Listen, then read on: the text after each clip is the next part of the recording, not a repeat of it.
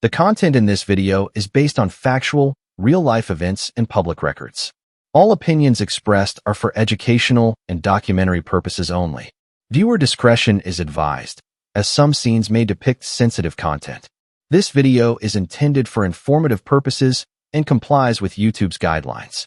Behind the concrete walls of Baltimore City Detention Center, something unthinkable was happening. Guards were supposed to control inmates, but instead, the inmates controlled the guards. A powerful gang ran the prison like their own kingdom, using charm, money, and manipulation to turn officers into loyal soldiers. By the time the truth came out, it wasn't just a story about corruption. It was a story about how power, temptation, and fear can make even the law's enforcers become prisoners themselves. If you enjoy real, gripping prison documentaries and true stories, don't forget to like this video, leave a comment, and share it with your friends and family. Hit that subscribe button and turn on notifications so you never miss more shocking and exclusive content. In 2013, federal agents stormed the Baltimore City Detention Center, uncovering one of the most shocking corruption scandals in American prison history. What they found sounded more like a crime drama than real life, but it was all true. Inside the jail's walls, the Black Guerrilla Family, BGF, a powerful and feared prison gang, had taken complete control. Their leader, Tavon White, known among inmates as Bulldog, ran drug smuggling, money laundering, and protection rackets, all from behind bars. But what made this story different was how he did it. He didn't rely on violence alone. He used influence, intelligence, and human weakness. White realized early that the true power in prison wasn't brute strength, it was access. And the people with access weren't the inmates. It was the correctional officers, the ones with keys, schedules, and movement control. So he targeted them. The investigation later revealed that Tavon White manipulated more than a dozen female officers, including some who became romantically involved with him.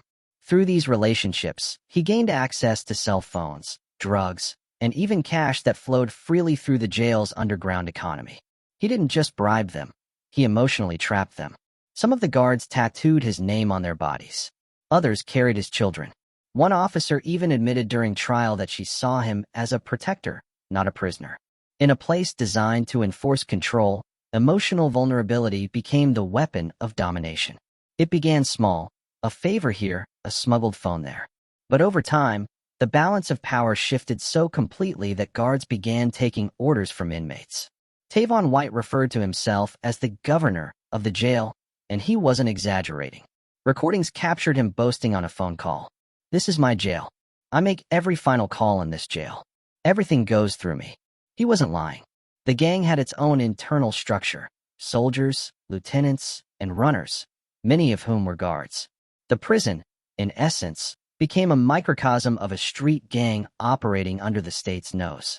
The drug trade inside was booming.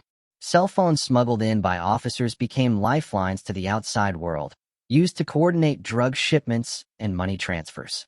Tavon controlled not just his block, but multiple housing units. Even the prison economy, from commissary trades to cell assignments, went through him. The guards, once authority figures, were now pawns. Some were paid off with thousands of dollars. Others were threatened into silence. The FBI's eventual sting operation found that over 25 correctional officers were implicated in corruption, a number so high it raised serious questions about the entire prison system. But how did this happen in the first place? The answer lies in the psychological environment of prison life. Guards work long shifts, often underpaid, in hostile, isolated conditions. They face constant stress, fear, and emotional fatigue. Over time, the line between us and them begins to blur. When an inmate offers flattery, attention, or even affection, it can feel like an escape from that gray, oppressive reality. That's where Tavon White struck hardest. He didn't just use threats, he studied people. He figured out who was lonely, who was struggling, who felt unseen, and gave them exactly what they craved. Once trust was built, control followed naturally. By 2013, the Federal Bureau of Investigation, FBI, and Maryland's Department of Public Safety had built a solid case. Hidden cameras, phone taps, and undercover informants revealed an entire network of officers sneaking in drugs, phones, and even food for the gang. The scandal reached national headlines when prosecutors described the facility as being operated by inmates rather than officials. In one dramatic courtroom moment, prosecutors played audio of Tavon White confidently describing his reign. He bragged about fathering multiple children with guards, controlling entire tiers of the jail, and ordering discipline for those who disobeyed him. It wasn't just a criminal case. It was a complete breakdown of authority. When the dust settled, more than 40 people were indicted, including correctional officers, inmates, and civilians. Tavon White himself pleaded guilty to racketeering and agreed to testify against others in exchange for leniency. His testimony revealed chilling details. Some guards had smuggled half a pound of marijuana per week, earning thousands in cash. Others helped White send messages to gang members outside prison, coordinating criminal activity on the streets. The aftermath forced Maryland to confront a harsh truth. Corruption inside prisons wasn't an exception. It was a systemic vulnerability. Governor Martin O'Malley immediately ordered reforms and began dismantling the century-old Baltimore City Detention Center. In 2015, the facility was officially shut down, citing safety, corruption, and poor living conditions. The scandal exposed something deeper than smuggling or bribery. It revealed the fragility of authority. When psychological manipulation meets desperate circumstances, even those sworn to uphold order can be turned. Tavon White may have been locked in a 6x9 cell, but in reality, he ruled an empire, proving that control isn't always about where you stand physically, but what you control mentally. As the story spread, experts began discussing a haunting question. If the people enforcing the rules can be corrupted this easily, who really runs America's prisons? The Baltimore case became a warning, a case study for every correctional facility across the country. It showed that prison corruption doesn't begin with crime. It begins with human vulnerability, slowly exploited until morality collapses under temptation and fear. For years after, documentaries, FBI reports, and criminal justice forums would revisit the Tavon White scandal as one of the clearest examples of how the guards can become prisoners, and the prisoners can become kings. Control isn't always about force. Sometimes it's about patience, listening, and finding someone's weakness before they even realize they have one. Inside prison walls, inmates learn to read people like books, especially the guards. In every correctional facility, the power struggle between inmates and officers is constant. But what outsiders rarely understand is that the battle for control doesn't always happen through violence. More often, it's fought in the mind. Veteran correctional trainers often say, "Inmates study you more than you study them." And they're right. Prisoners have endless hours to observe how a guard walks, talks, reacts to jokes, or handles authority. Over time, they learn what makes each officer tick. In the Baltimore scandal, Tavon White's success wasn't luck. It was psychology. He didn't force his way into control. He built it through calculated manipulation. It begins subtly. An inmate compliments an officer. "Ma'am, you're one of the few who treats us like humans." It sounds harmless. The officer appreciates the respect. But behind that compliment is the first test, a way to see if the officer responds emotionally. If they do, the inmate learns something valuable. This one seeks validation. From there, the game deepens. Inmates begin asking for small favors. "Can I get an extra phone call?" Or "Can you check if my commissary money came through?" Tiny requests that appear harmless. The goal isn't the favor itself, it's to test boundaries.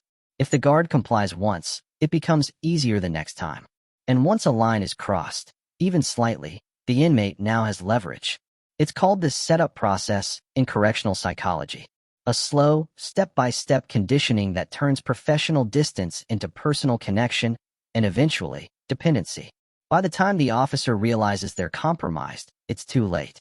In Tavon White's case, he and his gang used this process masterfully. They flattered, comforted, and emotionally supported the female guards, offering attention and affection that they weren't getting outside those walls. Many of these women worked exhausting shifts, were underpaid, and felt invisible in their personal lives. Tavon exploited that void with words that felt genuine. He became their escape, a voice that made them feel seen. And once emotion entered the equation, control shifted completely. In recorded calls later played in court, Tavon used gentle, persuasive tones. He didn't issue threats. He offered reassurance. "I got you," he'd say. "You're safe with me." Those words, spoken by a man behind bars, carried more power than any weapon. Psychologists describe this as emotional inversion, when someone who's supposed to hold authority becomes emotionally dependent on the one they're meant to control. It's one of the most dangerous dynamics in prisons because it flips the very foundation of security. Inmates understand this better than most professionals. They know every weakness of the system, from understaffing to poor leadership, and they use those cracks to build influence. They learn who's new, who's tired, and who's desperate for approval. Once the officer begins trusting them, inmates start mirroring, mimicking emotions, values, and even tone of voice. It creates a false sense of connection. The guard begins to think, maybe he's not like the others. That's the exact thought the manipulator is waiting for. Soon, the favors evolve. Can you bring me an extra meal tray? Then, can you pass this letter? Eventually, can you sneak in a phone? Each step is disguised as loyalty, a bond between friends in a hostile place. But in reality, it's psychological warfare. Once the officer complies, the inmate holds evidence of corruption, texts, calls, or messages, effectively trapping them. At that moment, the control is complete. What began as emotional attention turns into blackmail. Federal investigators found that some guards involved in the Baltimore case didn't even realize how deep they were in until they were threatened by the very inmates they thought they cared for. Tavon White's gang used these tactics to perfection. Once a guard smuggled in contraband, the gang would keep proof, photos, notes, or witness accounts, guaranteeing the officer's silence. The manipulation wasn't always romantic. In some prisons, it's based on fear. A guard might be subtly threatened. "We know where your car is parked," or "We know your schedule." It's rarely said outright, but the implication is clear. Compliance becomes survival. Across the U.S., dozens of prisons have reported similar dynamics. From Rikers Island to Cook County Jail, the stories echo the same pattern: control through psychology, not force. Former correctional officer training manuals even have entire sections on inmate manipulation tactics. They list warning signs: inmates offering flattery or gifts, requests for small favors, emotional conversations that feel too personal, sudden changes in an officer's behavior or confidence. But despite awareness, prevention is difficult. Why? Because prisons aren't just places of punishment, they're environments of emotional isolation. Both inmates and staff live in constant stress. When human contact is stripped away, even a simple act of kindness can feel profound.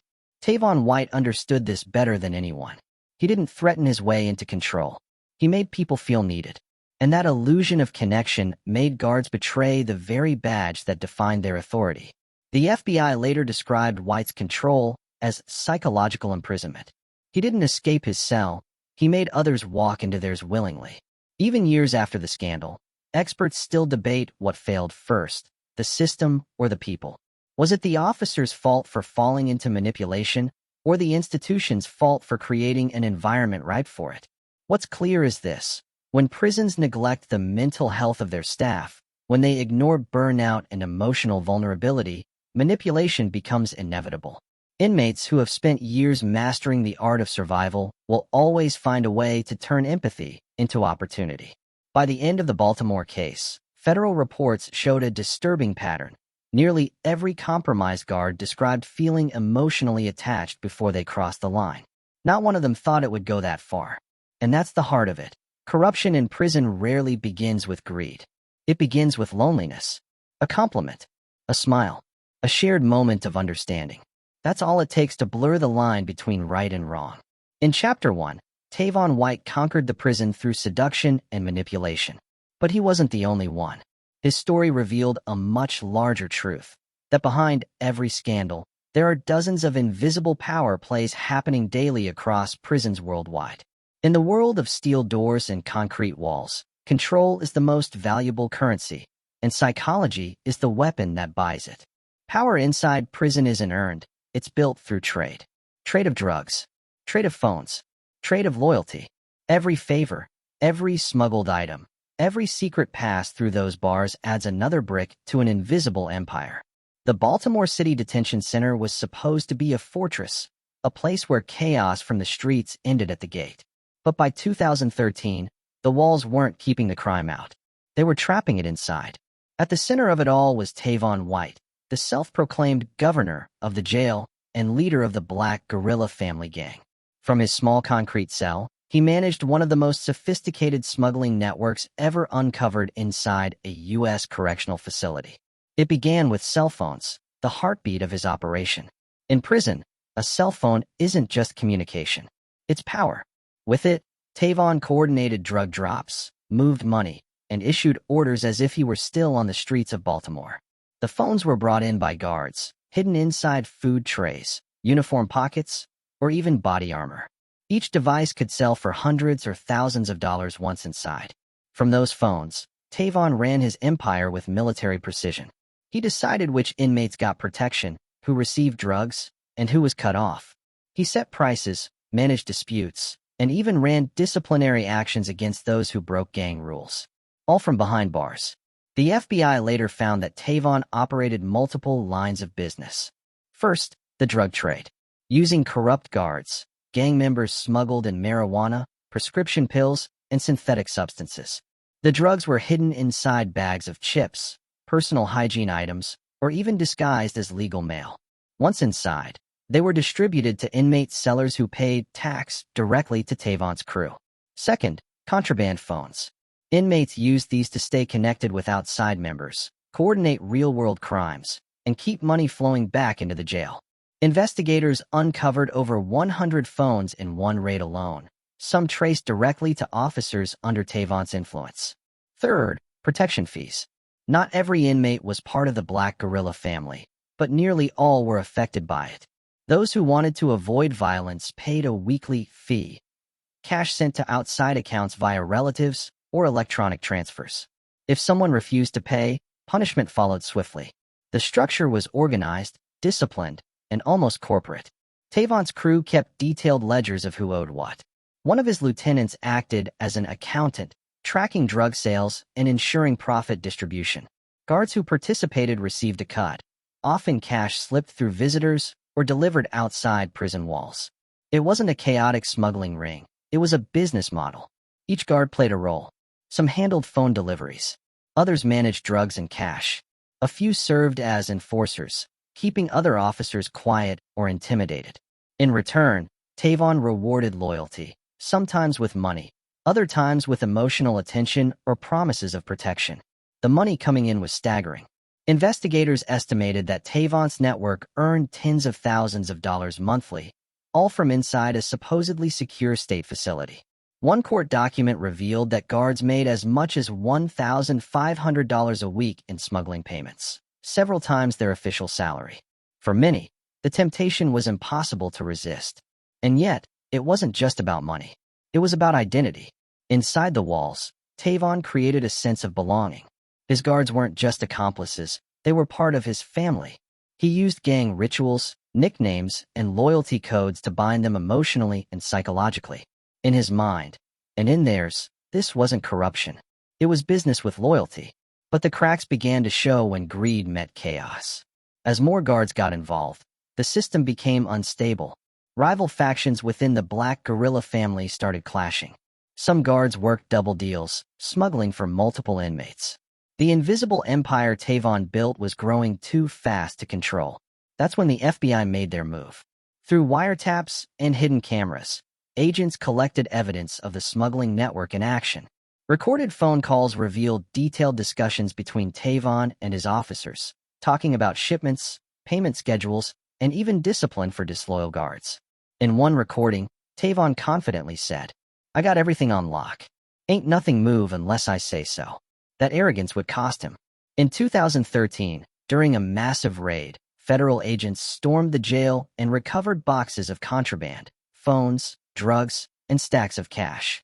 Dozens of officers were arrested, some still in uniform. Tavon White's empire collapsed overnight.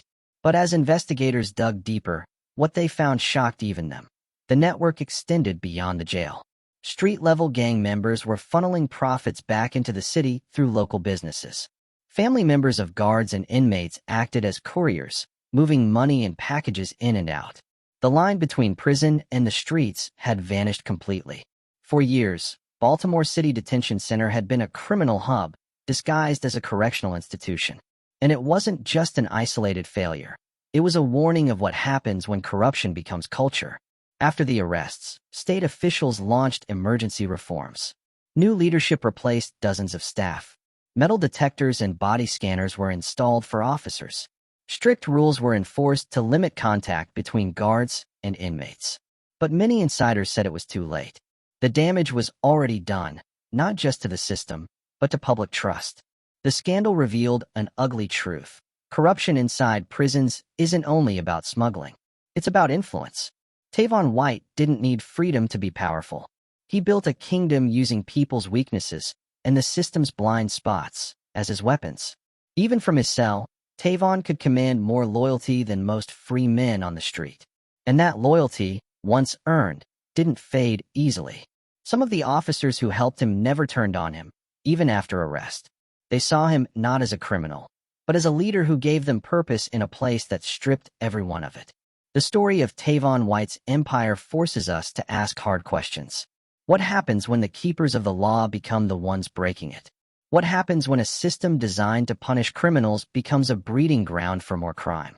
In Baltimore, those questions didn't end with his conviction. They echoed far beyond the walls he once ruled. Because Tavon White didn't just smuggle drugs or phones. He smuggled control.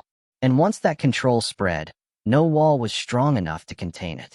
Power built on fear never lasts forever. Inside Baltimore City Detention Center, Tavon White's empire was thriving, until the walls started whispering. Rumors spread. Phones were tapped. Every secret conversation became evidence. By early 2013, the Baltimore City Detention Center wasn't just a jail anymore. It was a criminal ecosystem running under the government's nose. Tavon White controlled operations from his cell. Guards smuggled in contraband, and money flowed in and out as freely as drugs. For years, everything seemed untouchable. But what no one knew was that the walls were closing in. It started quietly. Federal agents from the FBI, working alongside Maryland's Department of Public Safety, had been watching the facility for months. Complaints from honest officers, reports of contraband, and unexplained wealth among staff had triggered suspicion. Something inside Baltimore's jail didn't add up, and investigators were determined to find out why.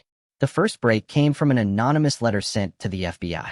It detailed how a high-ranking inmate was running the prison like a business, naming guards who were allegedly involved. It mentioned coded messages, hidden phones, and an organized system of bribery. The letter didn't name Tavon White directly, but agents soon realized who it was pointing to. The investigation, later codenamed Operation Jailhouse, began in silence. Agents tapped phones, traced cash transfers, and recruited insiders willing to cooperate. They weren't just hunting one man. They were mapping an entire network. The FBI's approach was methodical.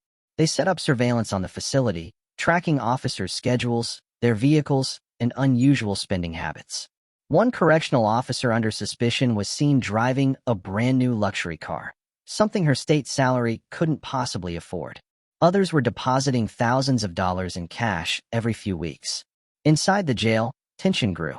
Some guards began whispering that something was off.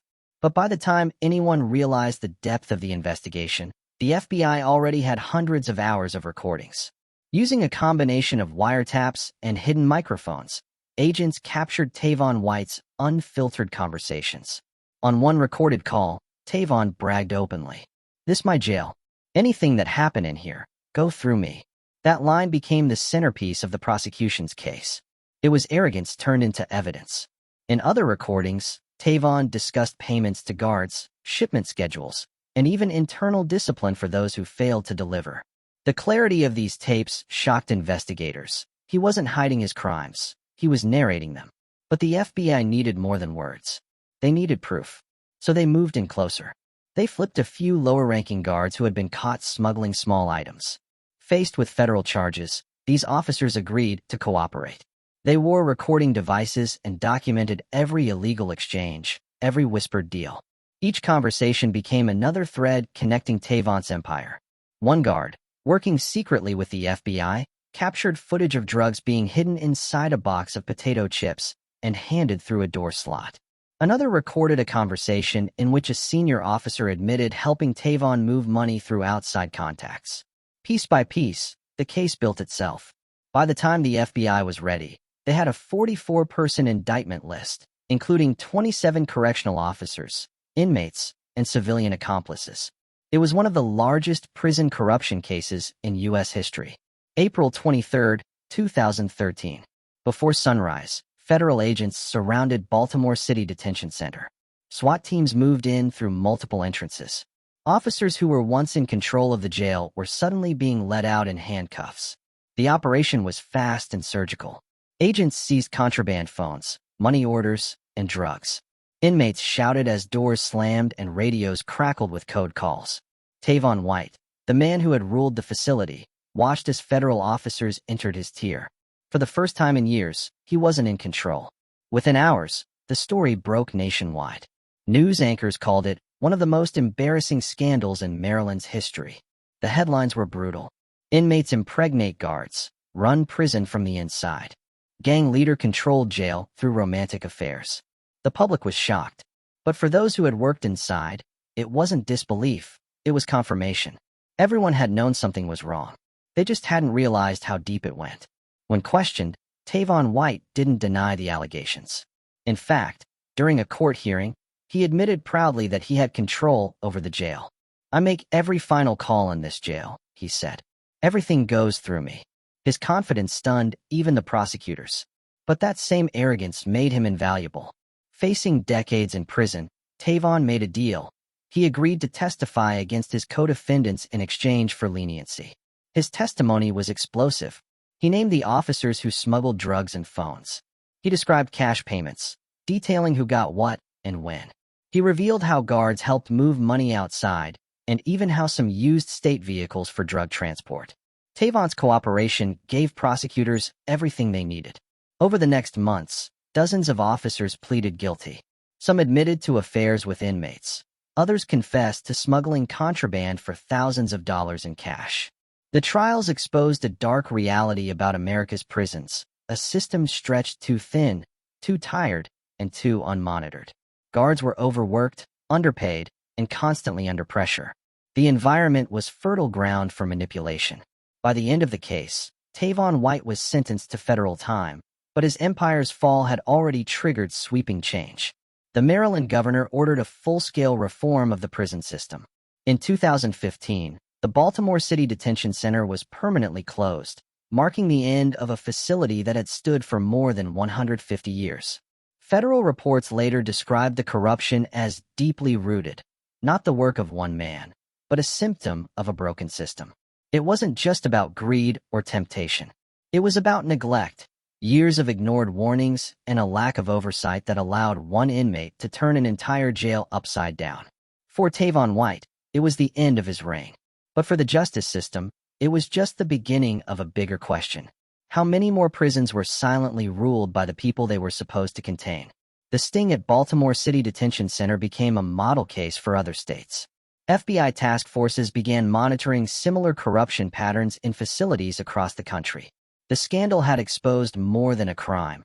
It had exposed a weakness in the very structure of prison power. When Tavon was finally transferred out of Maryland, he told investigators something chilling. "They can lock me anywhere. I'll find a way to run it again." For him, control wasn't about location. It was a mindset, one he knew how to build, no matter the walls. The empire of Baltimore had fallen, but its lesson remained. When authority becomes complacent, corruption doesn't sneak in through the gates. It walks in wearing a uniform. When the walls finally fell at the Baltimore City Detention Center, it wasn't just a gang empire that collapsed. It was trust in the very system meant to maintain order. The truth was brutal.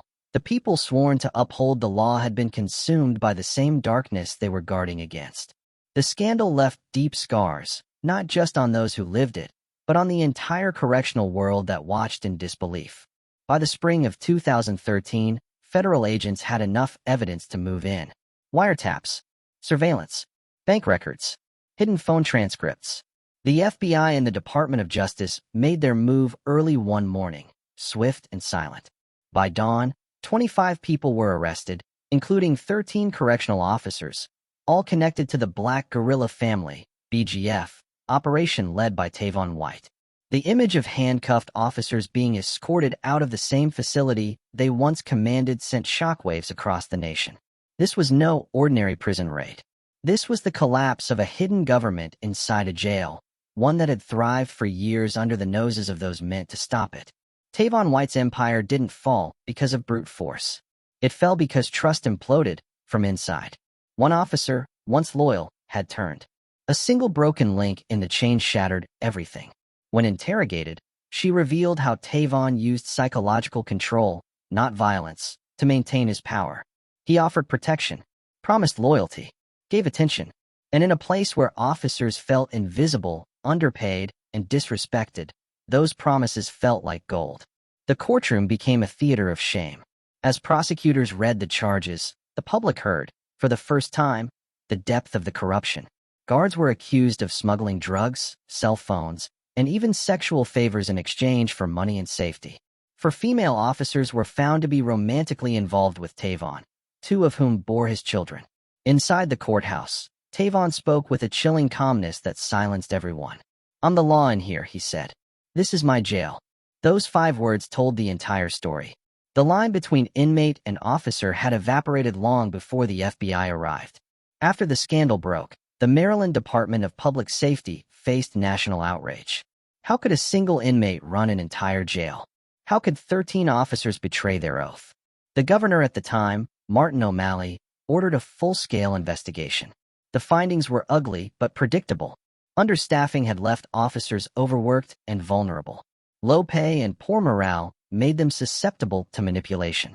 Lack of oversight gave gangs room to grow unchecked. This was not just a failure of individuals. It was a systemic collapse. In the aftermath, the Baltimore City Detention Center was permanently shut down in 2015, ending a 200-year-old institution. To the public, it was justice served. But to those who lived through it, it felt more like a burial. The end of a dark era that exposed the fragility of power. Former officers described the emotional wreckage that followed. They weren't just fired. They were shunned by colleagues, friends, even family. Once symbols of authority, they became symbols of shame. Their lives unraveled quietly. Some left the state. Others struggled with guilt and depression. One former officer, speaking anonymously years later, admitted, "We thought we were in control, but we were just another piece in Tavon's game." Tavon White himself didn't escape unscathed. He faced decades in federal prison. During the trial, he cooperated, giving investigators insight into how gangs manipulate staff in facilities across the country. He wasn't the only one. His case exposed a pattern, one repeated in prisons from New York to California. Experts studying the Baltimore case called it a textbook example of institutional capture. When the inmate's influence becomes so powerful, even the officers begin to operate under their command. And once that happens, no wall is high enough, no gate strong enough, to separate who's really in charge. Over time, the story faded from headlines, but its impact reshaped prison policy nationwide. Training programs were redesigned. Background checks became stricter. The FBI even launched a corruption task force specifically for correctional institutions. But inside the system, the same vulnerabilities remained: loneliness, low morale, emotional fatigue. Experts warned that as long as prisons rely on human guards under extreme stress and minimal support, history would repeat itself. And it did. In later years, smaller versions of the same scandal appeared. Officers caught smuggling phones, accepting bribes, even engaging in secret relationships with inmates. Different prisons, same story. The cycle continued because the problem was never about contraband. It was about connection. Human weakness. The simple desire to feel valued in a place built to crush spirits. The real tragedy wasn't that Tavon White corrupted the system. It was that the system was already broken enough for him to thrive in it. Behind bars, power is currency. And when both guards and inmates fight to survive emotionally, the lines blur fast. Some guards lose themselves trying to be respected. Some inmates find power in the only way they can: control. That's why the Baltimore scandal wasn't just about crime. It was about human vulnerability, emotional starvation, and the psychological warfare that plays out daily inside American prisons. Today, former inmates from that facility still talk about Tavon like a myth. Some call him a manipulator. Others, a leader who exposed a broken system. And maybe both are true. Because in the end, the Baltimore jail story wasn't just about corruption. It was about role reversal. When those who guard the gates become prisoners of their own choices. When the powerful trade their badges for silence. And when the walls meant to keep danger out become the very place it's born. That's the dark truth behind bars. Not every prisoner wears an orange jumpsuit. Some wear a uniform,